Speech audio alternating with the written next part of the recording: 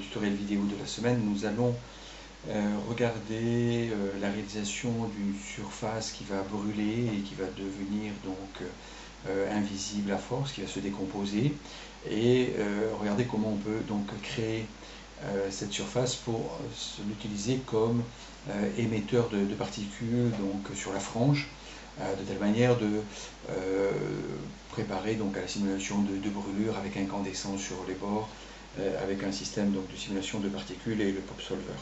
Ok, donc ici on a réalisé en fait une forme abstraite. On a pris un cylindre sur lequel on va travailler et on voit apparaître donc des taches ici de brûlure qui vont se mélanger, se mixer avec un pop force, turbulence, qui va donc donner au résultat donc la simulation abstraite de particules que l'on voit. Ok, on va s'arrêter ici, on va regarder ça. Ok,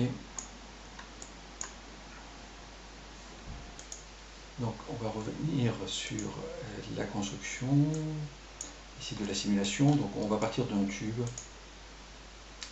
classique, on va faire apparaître ici, voilà la source. Ok, voilà. Ok, voilà, donc on a un tube classique ici, cylindrique, donc voilà le tube. Ok, on met un autre transform si on veut le déplacer, on verra éventuellement. Subdivision ici, ok, voilà, pour avoir un peu plus de précision normale. Le nul ici qui va permettre donc d'arrêter la partie modélisation, préparation du dessus, subdivision, et puis on va attaquer donc avec un attribut VOP ici, qui va permettre donc de pouvoir donc construire des rampes et la coloration, et utiliser aussi ces rampes pour venir décomposer notre cylindre. Donc si je reviens sur objet, tube, ok, voilà. Ok, et on va venir plutôt donc sur le premier delete, voilà, ici. Ok, 1, 1, et je mets sur le deuxième. Ici, donc l'attribut de VOP, ici, que l'on va mettre en place, va permettre de positionner une rampe de couleur, ici. Ok, donc on peut le retrouver ici. Hop. 2. Ok. Et ces deux rampes vont être utilisées avec deux paramètres que l'on va définir, qui vont permettre donc de venir faire varier ici donc la rampe dans sa couleur. Au départ on est complètement noir, donc sur le bas de la rampe qu'on voit au-dessus, couleur finale, et puis au fur et à mesure on va venir donc voilà. Et ça va nous permettre de sélectionner la couleur qui va faire disparaître bien entendu donc la surface. Le point sera noir, et bien on délettera par exemple, ou il sera rouge, on délettera, et ainsi de suite. Ça va nous permettre de venir donc déletter au fur et à mesure, donc comme on peut le voir là, voilà, déletter au fur et à mesure donc la surface, en venant l'user selon une formule que l'on va rentrer ensuite dans l'attribut rangle ici. Donc le premier est l'attribut VOP, alors on va recréer ça ici, ok. Ok, on va venir recréer donc un deuxième attribut de VOP. Oups. Donc j'ai décroché l'attribut de VOP construit ici, je repars de mon nul, ici donc je retrouve mon tube, donc je prends donc attribut VOP, voilà.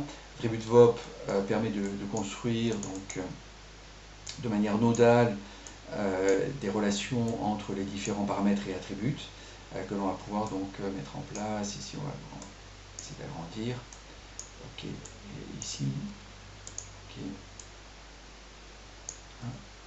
voilà, VOP, ok, ici. Donc l'idée c'est de travailler sur le CD ici sur la couleur pour obtenir un résultat. Donc la première chose que l'on va faire, c'est qu'on va venir créer une rampe parameters ici, ok. et que l'on va donc a priori connecter sur le CD. La rampe, ici on va lui rentrer des couleurs qu'on a vues, donc noir rapidement ici, donc hop, on ouvre pointe de rouge, ok, vert par exemple, ok, et puis un plus clair jaune, ok. Voilà un peu les couleurs, on verra, on fera le choix des couleurs, bleu plutôt, ok. Le choix des couleurs en fonction de ce que l'on veut travailler ensuite en termes de paramétrage. C'est pas obligé qu'en plus ça soit donc les couleurs finales que l'on donnera donc à notre tube. On pourra lui mettre un matériau, lui changer les couleurs et ainsi de suite. Mais c'est plutôt, on va dire, une rampe de coloration ici de travail. Hein. Donc la rampe ici on l'appelle couleur finale. Voilà, ok, et qui va se brancher donc ici sur le CD. Donc pour paramétrer cette rampe ici, on va utiliser donc des paramètres. Donc pour ça, on va utiliser la position donc comme paramètre, la position donc ici en résultat. Ok, hop, voilà. Et donc voilà le résultat qu'on obtient donc ici en noir et blanc. Alors effectivement, c'est la. Je me suis trompé sur le paramétrage, juste ops, trop loin sur le DOP, et ici je l'ai paramétré à l'intérieur, donc dans la rampe. La rampe, en fait, on peut enlever les paramètres, c'est pas grave, ils ne vont pas être utilisés. La rampe se trouve à l'extérieur, ici, rampe, ok, et c'est elle qu'on va utiliser, donc on va remettre les couleurs, hein, c'est pas, voilà. Ok, le rouge, ok, on va remettre un bleu, ok, voilà, puis éventuellement un jaune, une pâle, okay. Voilà. Et donc on voit qu'on a les couleurs ici qui se répartissent sur le cylindre par rapport au développé UV, de manière assez classique par rapport à la position donc ici le P comme paramètre en input. Et donc si on veut faire varier, avoir quelque chose sous la forme de tâches, des choses comme ça, il faut faire varier la position P ici, enfin la sortie, l'input ici, ne pas l'avoir directement P, et on va pouvoir donc introduire une turbulence noise ici, tab, turbulence noise, voilà, de manière assez classique ici, voilà, tout de suite le résultat que l'on obtient. On voit qu'on a donc une variation maintenant de la rampe sous la forme d'une turbulence. Alors on peut maîtriser dans la turbulence bien sûr la fréquence, tous les paramètres, frequency, offset, amplitude, roughness, atténuation, turbulence et ainsi de suite, pour varier donc les formes que l'on obtient ici. Et puis on va donc, on voit qu'on n'a pas toute la rampe, hein. Je rappelle la rampe, là voilà, on a les bleus et les blancs. Alors on a un peu les bleus et les blancs, mais on peut manquer d'éléments, voilà, les noirs, on a bien, le bleu ici, ouais, effectivement, ça va apparaître un peu plus le jaune, plus saturé pour qu'on le voit mieux. Voilà. Donc pour être sûr d'avoir toute la rampe, en fait, le turbulence noise varie donc entre 0 et 1. Et donc normalement on est censé avoir toute la rampe. Mais si on veut avoir un peu plus de noir, de blanc et des choses comme ça, on va pouvoir mettre un fit ici. Hop, tab, je sélectionne entre les deux, fit range, voilà, ok. Et ça va permettre donc à ce moment-là de pouvoir donc maîtriser la source au départ c'est entre 0 et 1, et destination c'est entre 0 et 1, mais si on ne veut pas 0 et 1, voilà ce qu'on obtient. Donc là on supprime donc les couleurs basses, je dirais, qui sont avec des valeurs sur la rampe de 0 à 0,5 ou à 0,3, hein, notamment ici 0,4, et on n'a plus que les hautes couleurs, donc on est plutôt dans les bleus et les blancs, hein, voilà. Ça c'est une des possibilités pour déplacer les couleurs, ou à l'inverse, ici si je déplace destination max, je vais aller vers les noirs ici. Donc le fit peut être intéressant pour ça, on peut sortir les valeurs ici, les keyframés bien entendu, ici. Et on va pouvoir donc créer comme ça, alors on essaie de montrer toute la géométrie le plus verticale, pour avoir un peu plus de place. Et ici, On va créer donc des paramètres, les fameux paramètres que j'ai présentés au départ, qui vont ressortir avec le node param ici. Donc param, donc décal, on va l'appeler. Ici param décal. Ok, et puis on va venir le connecter donc sur le screen min. Ici, on va mettre plus de place. Voilà. Ok, donc on a un paramètre décal, screen min, donc on va pouvoir le maîtriser ici. Ok. Et donc screen min, il est à un float par 0.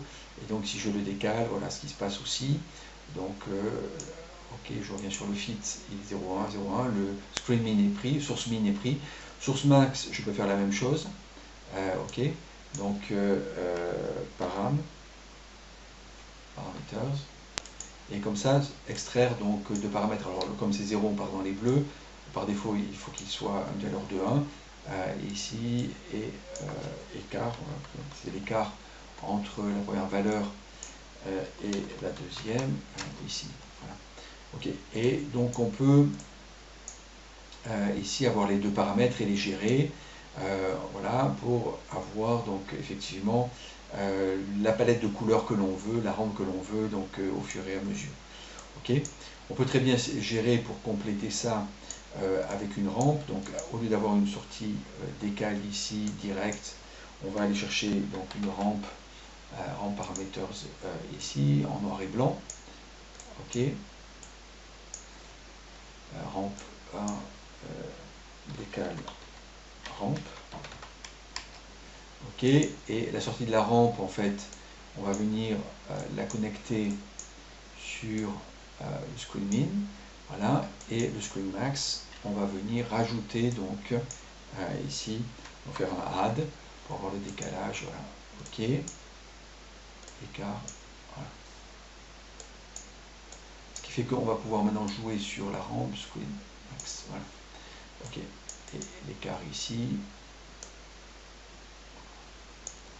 Et donc ici on a la possibilité, donc on a additionné la sortie de la rampe, le décal ici en fait est à 0, on peut y jouer dessus, et la rampe va donc venir sélectionner donc une valeur par rapport au décal, donc on peut jouer sur des variations dans la rampe, c'est-à-dire que ici si on avait laissé décal et écart, seul sans la rampe, eh bien on avait une variation linéaire effectivement de la couleur. En rajoutant donc un décal rampe ici, une rampe, ça nous permet de générer donc des couleurs comme ça, j'en fais quelques-unes, qui vont pouvoir changer donc en noir et blanc ici, puisqu'on varie entre 0 et 1. Hop, on va ouvrir, voilà. Et on pourra retourner par exemple sur un certain niveau de gris ici, et avoir une variation de la rampe différente selon la valeur donc qu'on va avoir décal ici, voilà, et hop, on fait réapparaître, voilà.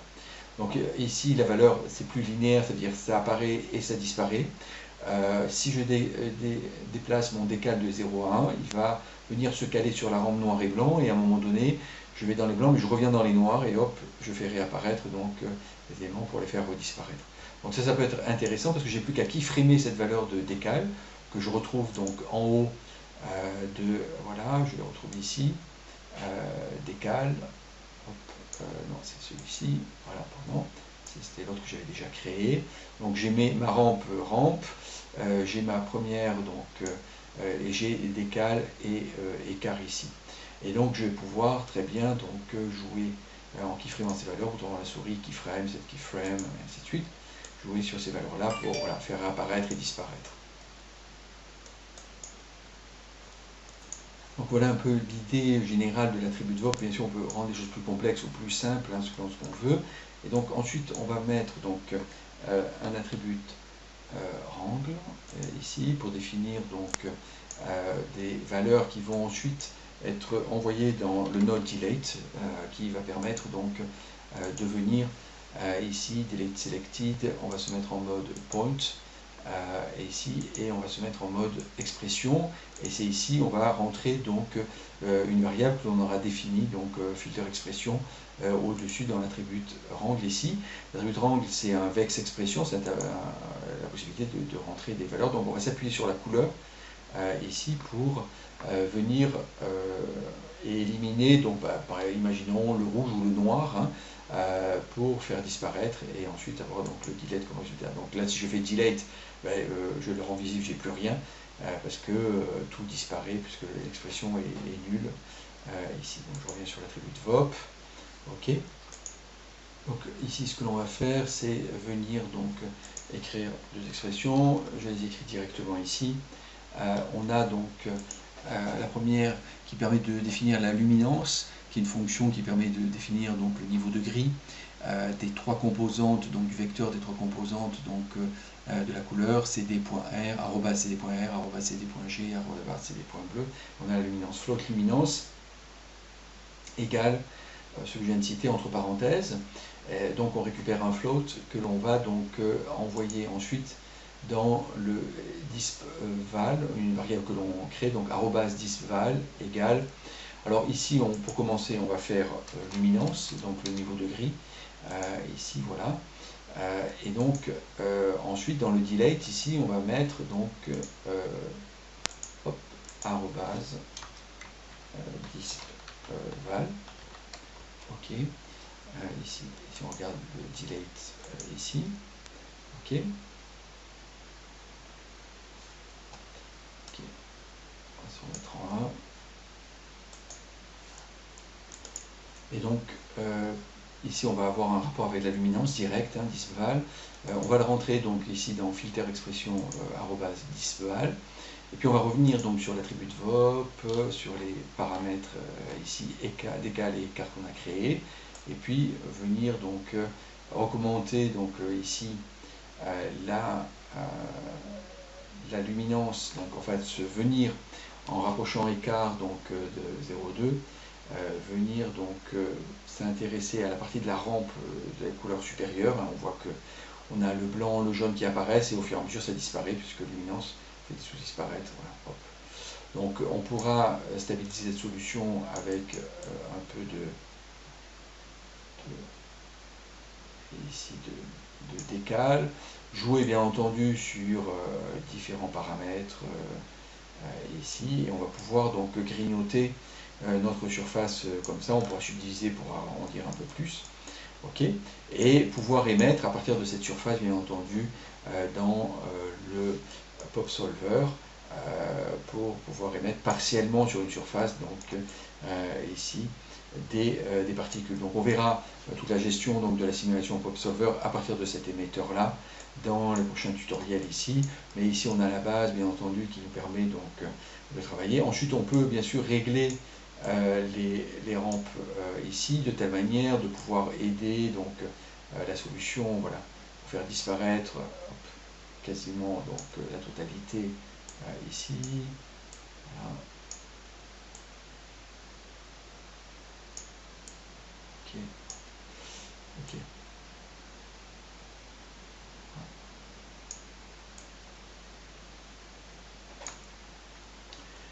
Ok, donc voilà le travail que l'on peut faire, plus ou moins donc complexe encore une fois, à partir d'un attribut VOP et d'un attribut rangle avec les paramètres. Dans l'attribut VOP, on a ces deux rampes ici, enfin, la rampe notamment donc qu'on appelle décale rampe, hein, qui va permettre de structurer la décomposition plus ou moins de manière linéaire ou pas. Ici, on ne l'est pas de manière linéaire. Delete selected point.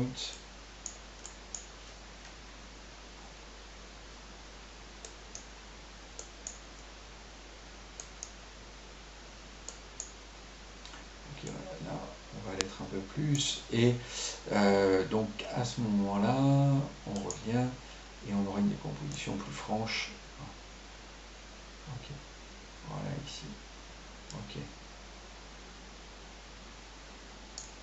Voilà, encore une fois, bien sûr, on peut faire intervenir pas mal de paramètres pour obtenir, mais voilà le corps principal donc, du fonctionnement, le pipeline, donc attribut VOP, attribut rangle, et puis le delay derrière. Donc le delay il est paramétré donc entry point, delete by expression, la variable ici qui permet donc de déléter, et on peut travailler cette variable au-dessus, donc disval luminance, et avant j'avais éventuellement mis un arrobase cd.r moi pour permettre donc de faire intervenir donc le rouge plus rapidement, puisqu'il y avait du rouge.